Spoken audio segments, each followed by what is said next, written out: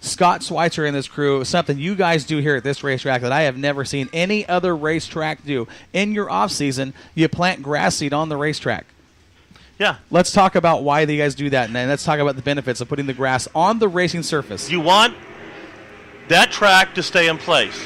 Now, let's take the last rainy season, which was one of the biggest we've had in I don't know how long. Indeed. Okay, so that water's rolling on that track, digging into that track. You take the subsurface off any track. Now you try to put it back. Guess what? That's your first pothole. Okay, you keep it intact, and that grass will hold it in place.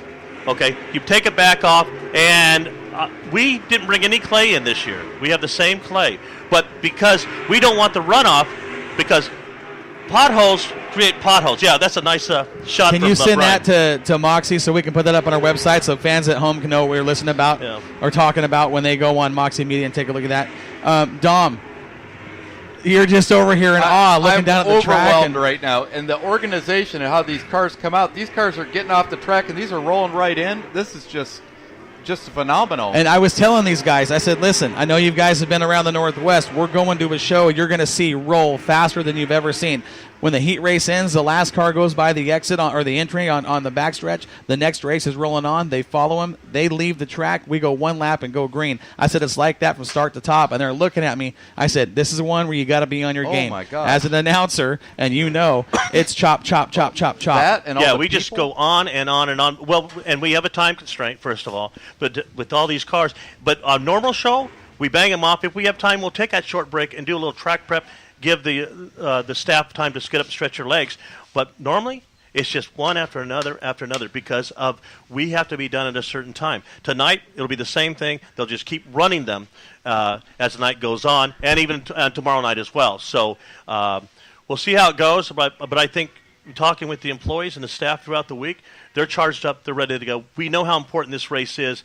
We know how exciting this race is. That's the thing. It's very, very exciting. The importance this year, I think, is 10 times than I've ever seen it here sentimentally. And, for those that don't know what we're talking about, track owner Scott Schweitzer and his wife Chrissy lost their daughter in the Las Vegas shooting. Yeah, it was just tragic. As Bailey's brother is one of my employees. So they brought it closer, but it reached out. The one thing that I noticed, and I'm just so proud of, is the outpouring from the racing community. It shocked the racing world. And they all came and said, what can we do? Right. You see, and it wasn't just Bakersfield. We got it from the Northwest. We got it from Arizona, Nevada. These people are saying, what can we do? Now, Chris Kearns is promoting the race or running the race this weekend for Scott. Yes. So we had breakfast with we were at breakfast with Chris this morning and got a chance to talk with him a little bit, him and his wife, and she's down there in the sign-in booth helping out, and they just kind of jumped in and said, hey, how can we help?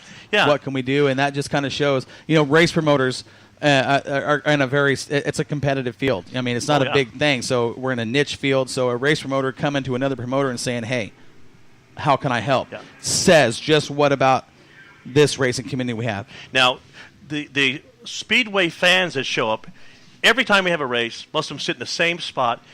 I've been on several racetracks in my lifetime. I've never seen a crowd like this. They are so dedicated to this track, their drivers, and the family we call here at Bakersfield Speedway. And 4 or 5 times a year, we have 5 charities that we invite to the track, okay, where the proceeds stay locally, and they dig in those pockets, and we get huge outcomes of cash for these charities. This group here is amazing to talk to, and as time's worn on, this is my 3rd year back after a 10-year retirement, you get to know these people, and that really touched me, the fact that this is a family here. Mm-hmm. You can go to anyone, and so they're all going to be here, plus more. It probably won't be we'll probably sell out, I'm sure, by tomorrow night for sure. So there's a lot going on. Yeah, we got here at 10 o'clock talking about the fans. We got here at 10 o'clock this morning after breakfast, came in, kind of set a couple banners up, we got our equipment set up to tie into your system so we could all work together. And the first fans we saw walk in were actually regulars from our home track in Lebanon, Oregon. Alan Taylor and his daughter Raylene made the drive up. They got here about 4 days ago, and they make sure they're the first ones into the gate. They want this certain spots they get every year. So that's what reminded me of when we were talking about that. Yeah, it's really unique. Now tomorrow I'll come early like I did today, but I'm going to go talk to the people that are camping here. I love to listen to them, and we have a lot from the Northwest. Yes. We actually have locals bringing the RVs out. So, and it's real nice to talk to who they're rooting for, and just kind of get together with we have one common interest: racing, dirt track racing. You know what I mean? So it's really neat. It's the best sport in the world, and I am so honored to be a part of the Budweiser Nationals, to be invited up by the Schweitzer family and you guys. And the race announcers are a lot like race promoters in the fact that things get competitive. But with you guys, I want to say thanks for welcoming us into your booth and working with us. We just love to be a part of the show, and it's a lot of fun. I know I got two new guys here this year on the Moxie team that haven't seen the Budweiser Nationals in person, but I will tell you, the last couple of weeks they've been nothing but YouTube and watching past Right. From Low Budget TV. Right. Who, if you guys want to see the races and you can't make it out here, you can always go to Low Budget TV and you can pay-per-view there and watch the Budweiser Nationals through those guys, and they do a great job, Tommy and Jeffrey. And we are going to have a fantastic weekend of racing here at the Bakersfield Speedway. Is there anything else that you want to hit on? And well, we talked about opening the door to the Mike Moshier Tower, and you're right. A lot of announcers are kind of territorial. They won't let you in. And we've had a couple of people come in we won't want back. You know what I mean? Another feeling. Yeah, they just had this attitude. And why have this attitude? We have this common ground of this love of dirt track racing. But, we have so much fun with Moxie Media and you guys coming up every year. We look forward to, Brian and I both look forward to you guys being here. And like I said, you're just going to make this show a little bit better, and we certainly appreciate that. We're just honored to be here, and I think that's on the track right now. Little Nick Johnson, he's not so little anymore. Yeah, we did an interview with him up here in the tower, and he was walking by, and I looked at him and I said, "Man, kid," I said, "you grew up a little bit," and he's kind of. Yeah, a little taller. Last year he just walked into this national interview. He just happened to be there. You know what I mean? Yeah. He was 16 years old, and then he won that. He actually in Santa Maria this year he won one of their nationals. Yes, he's big on the top shows. He knows how to do it.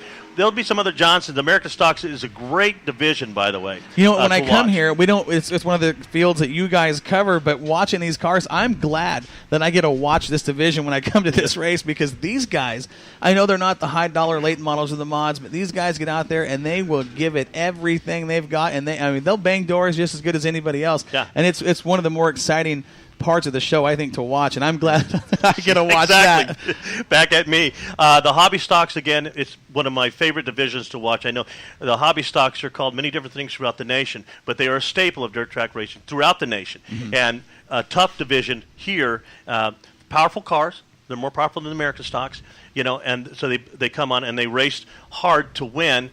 Back to the Bud National, same thing. They're going to run really hard. We have a great group of drivers with us here tonight, and to finish up tomorrow night with the hobby stock. So another great show that will help this program. So what you guys call hobby stocks are on the racetrack right now, packing the track and kind of getting a little warm up.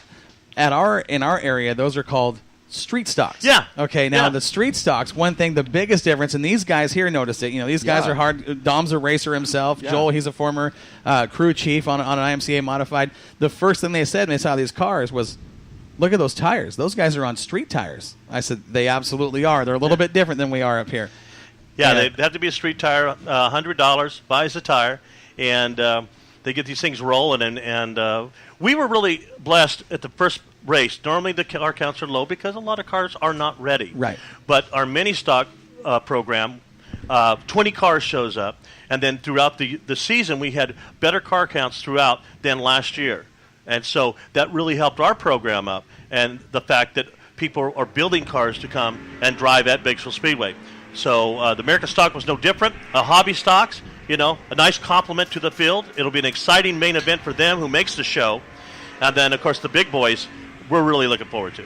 Oh, and that's, absolutely. I look forward to every division just because the quality of the racing you see here. And the thing about it is, the Budweiser Nationals, you could not pay a single dime to win this race, and you're going to have 150 cars show up because they want to say, I won the Budweiser Nationals. I won that guitar. And there's no messing around. When that green flag drops here at this race, it's go time. From the green flag to the checkered, it is hardcore dirt track racing, and it's all about I got to hammer down and go. I can't wait. There's to make a move, you got to do it now. Yeah, the Richie McGowan Memorial was another big race. The Mike Moshier Classic, another one.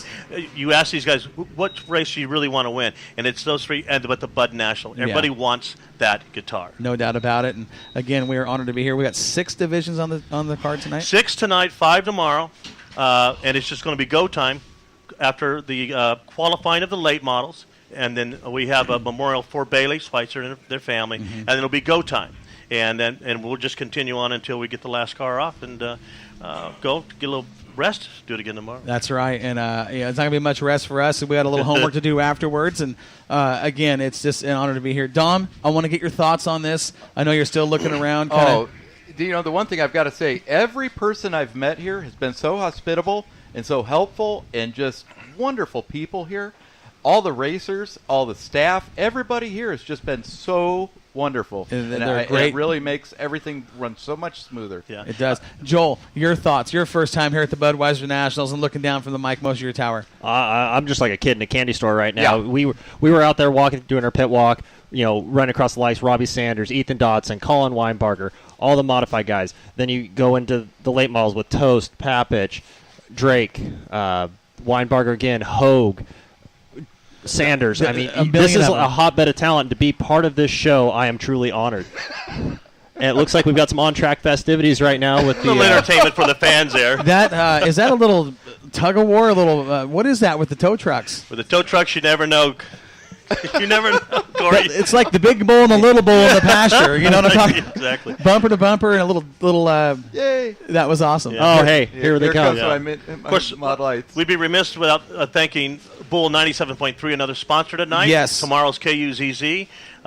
Bakersfield's best country. But Bull's with us here tonight. Budweiser, of course, is the big sponsor.